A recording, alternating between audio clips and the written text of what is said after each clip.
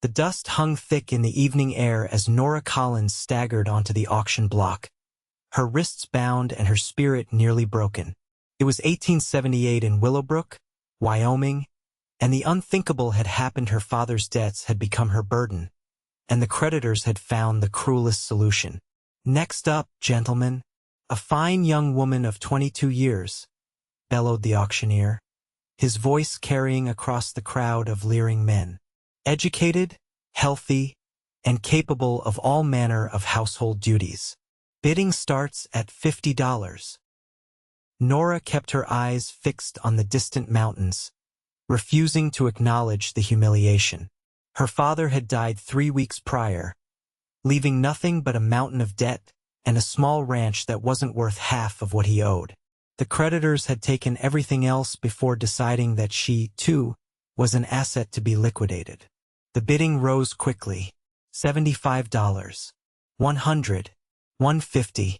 Each increment brought a wave of nausea as Nora realized what fate awaited her. Most of the bidders were older men, their intentions clear in their hungry eyes. $200, called a gruff voice from the back. $250, countered the saloon owner, a man known for his cruel treatment of women. $300, said the voice from the back again, firmer this time. Nora finally looked toward the source of the voice. Standing at the edge of the crowd was a tall man in a worn leather duster and a wide-brimmed hat that shadowed his face. He stood with a quiet confidence, one hand resting on his gun belt. $300 going once, the auctioneer called, scanning the crowd for higher bids. The saloon owner scowled but shook his head. Going twice. Sold to the gentleman in the back. The stranger approached, and as he stepped into the light of the torches surrounding the auction block, Nora could see him clearly for the first time. He was younger than most of the bidders, perhaps 30, with sun-weathered skin and eyes the color of a clear summer sky. His expression was unreadable as he handed over the money and received the paper declaring his ownership of her. The auctioneer roughly pushed Nora toward the steps. She stumbled, her legs weak from standing so long, and nearly fell before a strong hand caught her arm. "Easy now," the stranger said, his voice low. He untied her wrists with surprising gentleness. "Can you walk?" Nora nodded stiffly, uncertain what this man wanted from her. "Where are you taking me?" "Somewhere safe for tonight," he replied. "My name's Cole Westbrook." As they walked away from the auction block, whispers and jeers followed them. Cole kept a respectful distance but stayed close enough to intervene if anyone tried to bother them. They approached a sturdy paint horse tethered outside the general store. "I have a room at the boarding house," he said. "You'll stay there tonight. Tomorrow we'll figure things out." "Figure what out?" Nora asked, finding her voice at last. "I know what men buy women for, Mr. Westbrook." Cole's expression hardened.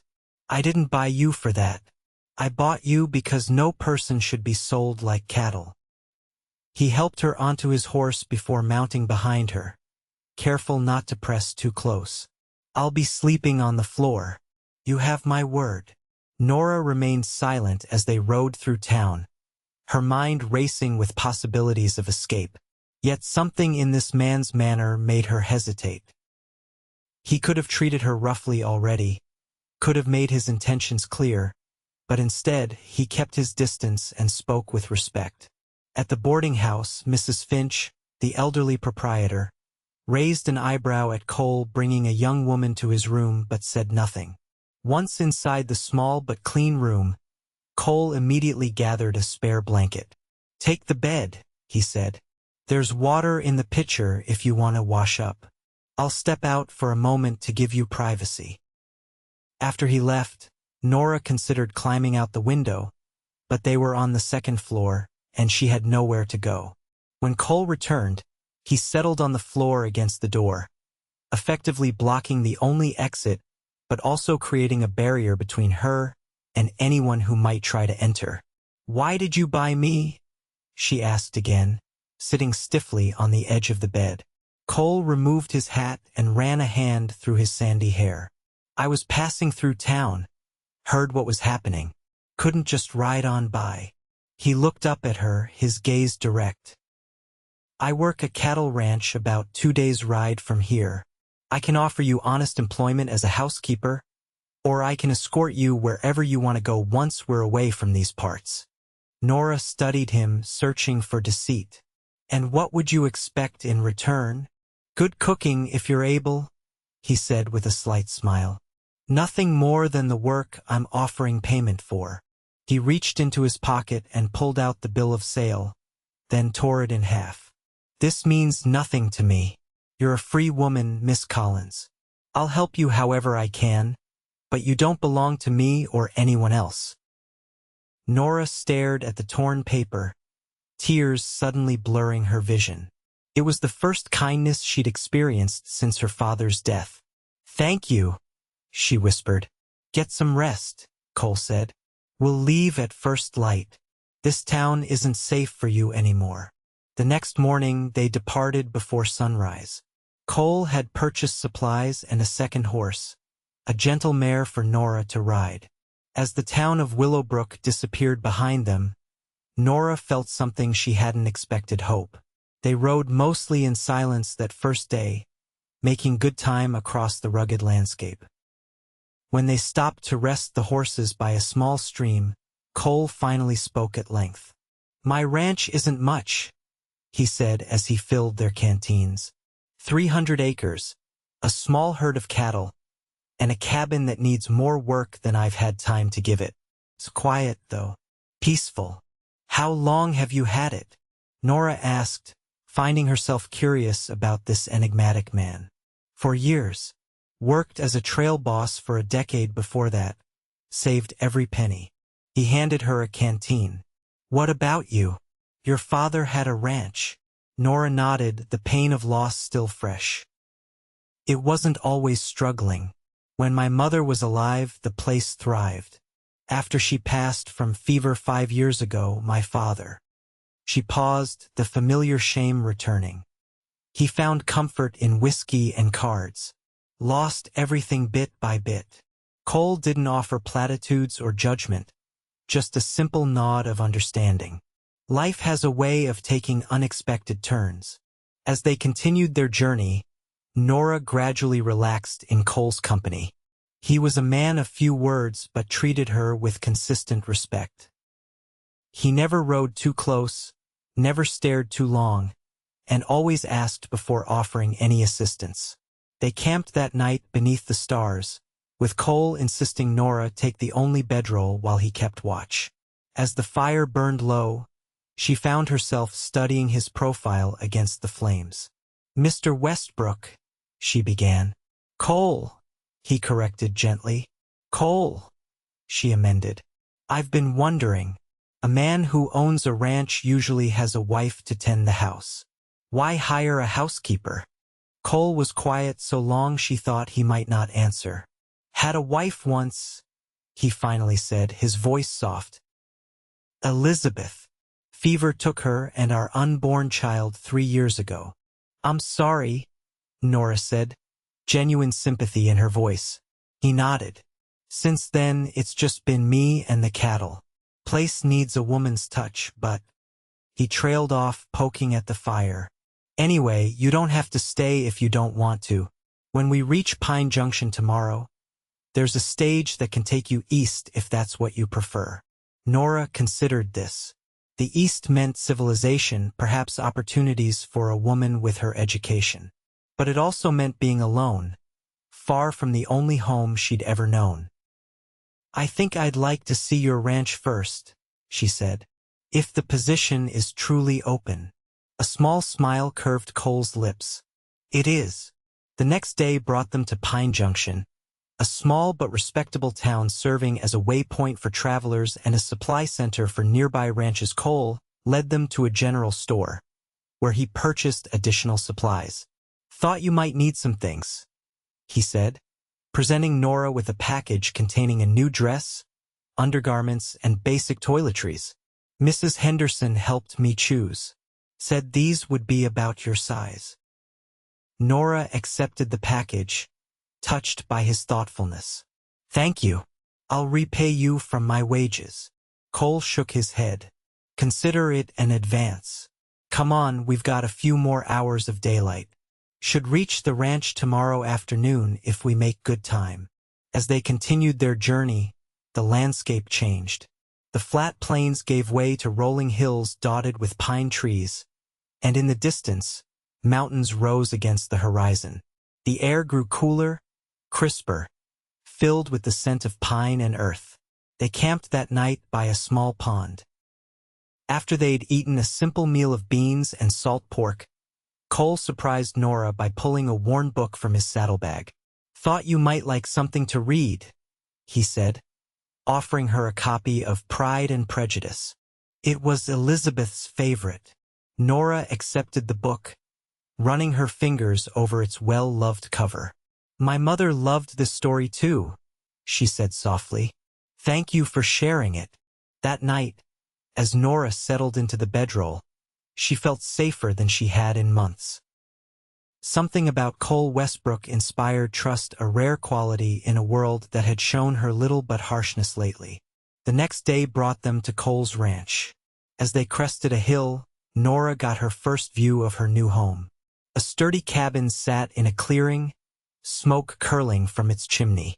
Beyond it stretched fenced pastures where cattle grazed peacefully. A small barn and corral stood nearby, and a creek wound its way through the property. "You said it wasn't much," Nora remarked, taking in the scene. "It's beautiful." Cole looked pleased but embarrassed. "It's rough around the edges. The cabin needs work." As they approached, a young man emerged from the barn. "That's Josiah," Cole explained. "Works for me part-time, keeps an eye on things when I'm gone." Josiah, a lanky youth of perhaps 19, greeted them with evident curiosity, his eyes widening at the sight of Nora. "Miss Collins will be working as our housekeeper," Cole explained simply, offering no further explanation for her presence. "Josiah, would you see to the horses? I'll show Miss Collins the cabin." The cabin was indeed rough, but solidly built.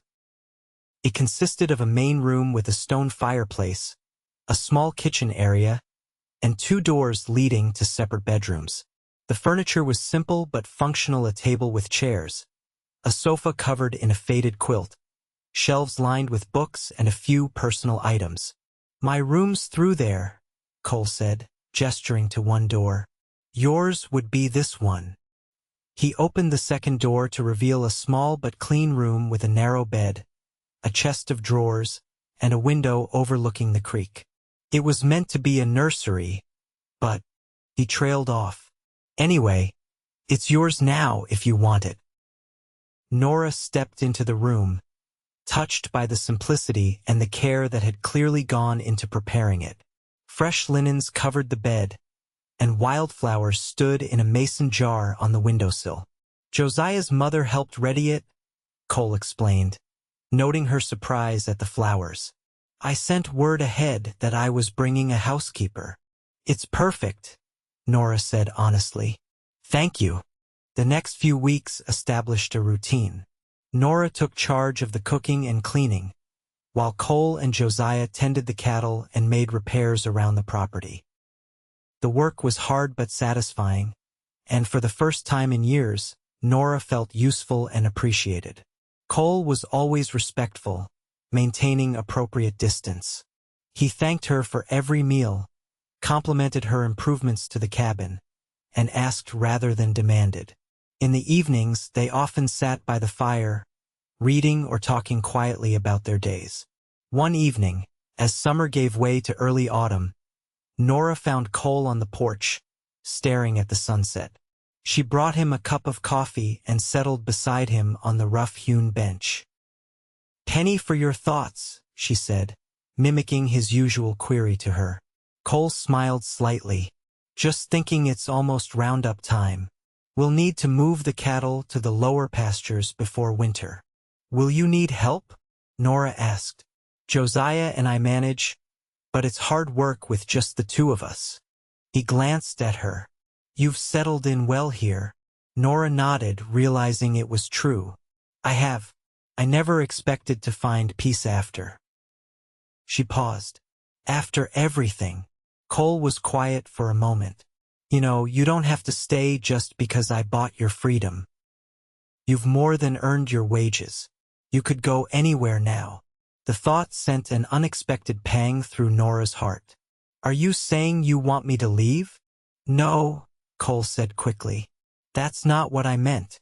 I just want you to know you have choices now. Nora studied his profile in the fading light. Over the weeks, she'd come to appreciate more than his kindness his quiet strength, his integrity, the gentle way he spoke to her and the animals, the respect he showed to everyone he encountered. Without realizing it, she had begun to care for him. I choose to stay, she said simply. At least for now. Something flickered in Cole's eyes, relief, perhaps, or something deeper. I'm glad, he said softly. The next day brought unexpected trouble. Nora was hanging laundry when she spotted riders approaching 5 men, moving with purpose. She hurried to find Cole, who was mending a fence near the barn. Riders coming, she said, trying to keep the alarm from her voice. Cole squinted toward the approaching men, his expression hardening. That's Harlan Price and his boys. They own the big spread to the north. He turned to Nora. Go inside, please. Is there trouble? Could be. Price has been trying to buy my water rights for years. He touched her arm briefly. I'll handle it. Reluctantly, Nora retreated to the cabin but watched through the window as the riders approached. The leader, a portly man with a florid face, dismounted heavily. Though she couldn't hear the conversation clearly, the man's aggressive posture and Cole's stiff resistance told her all she needed to know. The discussion grew heated, voices raised, until Cole deliberately turned his back on Price. A clear dismissal. Price grabbed Cole's shoulder, spinning him around. In one fluid motion, Cole knocked the man's hand away and stepped back, his own hand hovering near his holstered gun. The standoff lasted only seconds before Price spat on the ground and remounted. As the riders departed, Nora rushed out to Cole. What happened? Cole's jaw was tight with anger. Price made another offer for the creek. When I refused, he suggested I'd change my mind when winter comes and accidents start happening to my herd. He threatened you? Not directly enough to do anything about it. Cole sighed. He's been a problem since I bought this place. His cattle outnumber mine 20-1, and he thinks that gives him the right to everything. That night, Cole was unusually quiet. After dinner, he loaded his rifle and checked his revolver before setting them near the door. Do you think they'll come back? Nora asked, anxiety tightening her chest. Maybe. Price doesn't make idle threats. Cole looked at her, concern evident in his eyes. Nora, if you want to leave, I understand. This isn't what you signed on for. She shook her head firmly. I'm not going anywhere. This is my home now too. Cole stared at her, something unspoken passing between them. Thank you, he said simply. That night, Nora lay awake, listening for sounds of trouble. Around midnight, she heard Cole moving quietly through the cabin, checking windows and doors before returning to his vigil by the front window. Without thinking, she rose, wrapped a shawl around her nightgown, and joined him. You should sleep, he said without turning. So should you. Cole smiled faintly. Someone needs to keep watch. Then we'll take turns. Nora sat beside him on the sofa. Tell me about your plans for the ranch. For the next hour, Cole spoke of his dreams expanding the herd, breeding better stock, perhaps building a larger cabin someday. As he talked, the tension gradually left his shoulders. When his words began to slow, Nora gently suggested he rest while she watched. To her surprise, he nodded, too exhausted to argue. Within minutes, he was asleep on the sofa, his face younger and more vulnerable in repose. Nora covered him with a blanket before taking up his position by the window, feeling a fierce protectiveness she'd never experienced before. Morning came without incident, but the threat remained. Over the next weeks, Cole and Josiah took turns keeping watch at night. Nora insisted on helping, taking the early evening shift so the men could rest before their midnight watch. During this time of shared vigilance, the barriers between Cole and Nora began to fall. Their conversations grew deeper, more personal. Cole spoke of his childhood in Missouri, his years as a cowhand, the dreams that had brought him west. Nora shared stories of her mother, her education, the hopes she'd once had for her future. One evening in late October, as the first snow dusted the mountains, Cole returned from town with news. "Price is bringing in hired guns," he said grimly. "3 men with bad reputations arrived on yesterday's stage." Nora's heart sank. "What can we do?" Cole was quiet for a moment. "I've sent for help. A few friends from my trail days. Good men who owe me favors." He looked at her, his expression troubled. "Nora, I need to ask you something important. Anything. If things go badly, Josiah will take you to his family in Pine Junction. You'll be safe there until you decide where to go next." The implication that he might not survive whatever was coming sent fear coursing through her. "Nothing is going to happen to you," she insisted.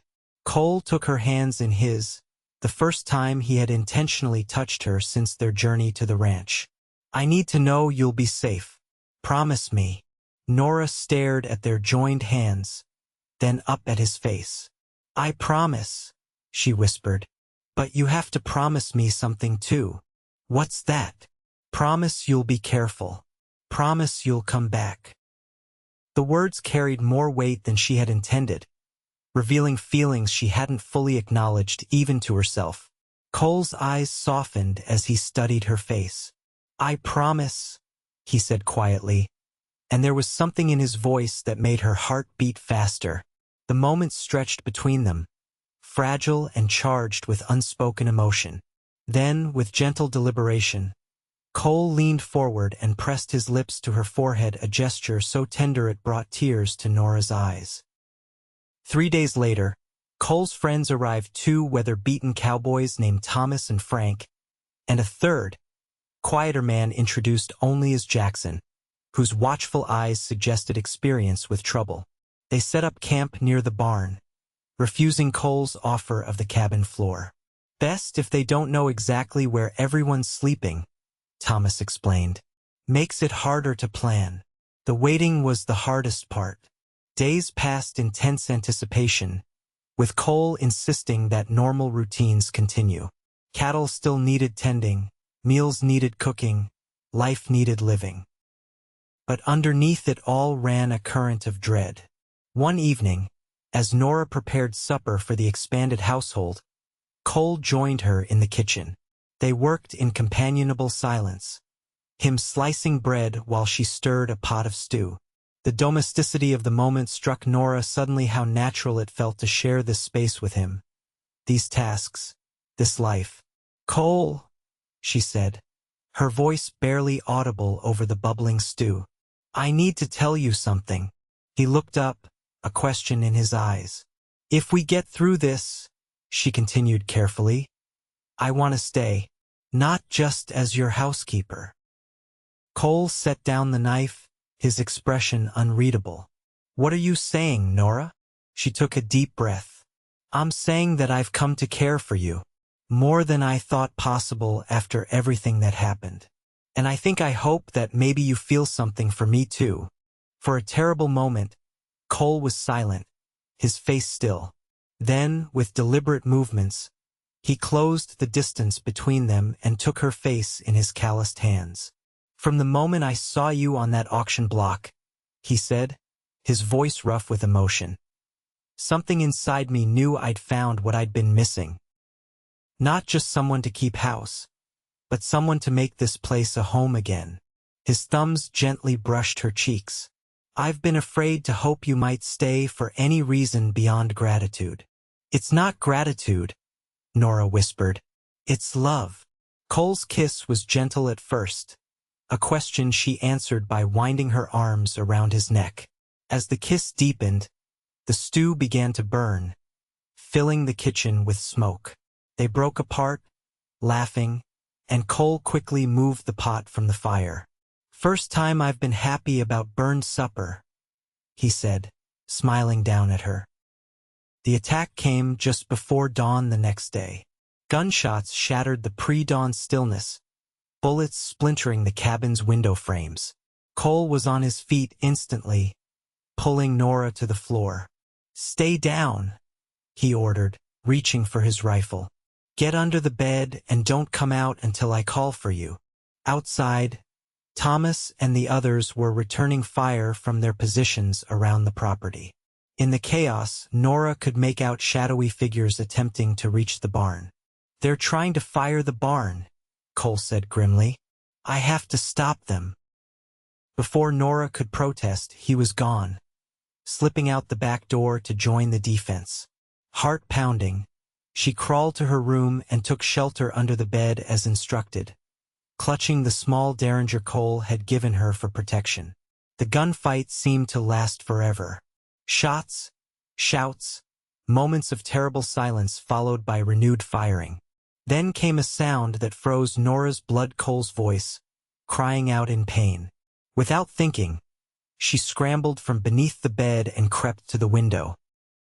In the growing light, she could see Cole on one knee behind the water trough, clutching his shoulder.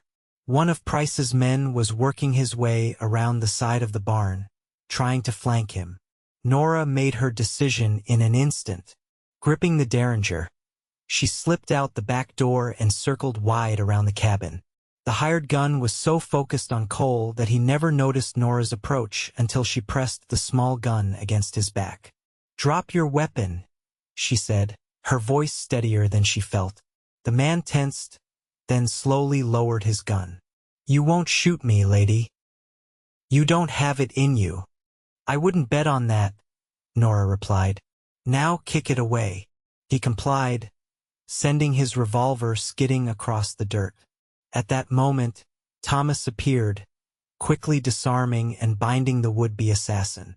"Cole's hit," Nora said urgently. "Go to him," Thomas replied. "We've got the upper hand now. 2 of Price's men are down, and the others are pulling back."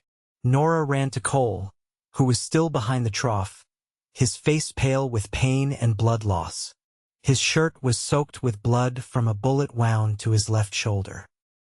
"You shouldn't be out here," he said weakly as she knelt beside him. "Hush," Nora replied, tearing strips from her petticoat to create a bandage. "I'm not very good at following orders." A faint smile touched Cole's lips. "I noticed." By mid-morning, the battle was over.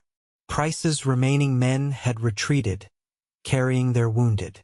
Jackson had taken a bullet in the leg but insisted it was just a graze. Cole's wound was more serious. The bullet had passed through his shoulder, missing vital organs but causing significant blood loss. As Nora cleaned and bandaged his wound properly, Cole watched her with a mixture of pain and admiration. "You could have been killed coming out like that." "So could you," she countered. "I wasn't about to hide under a bed while you bled to death."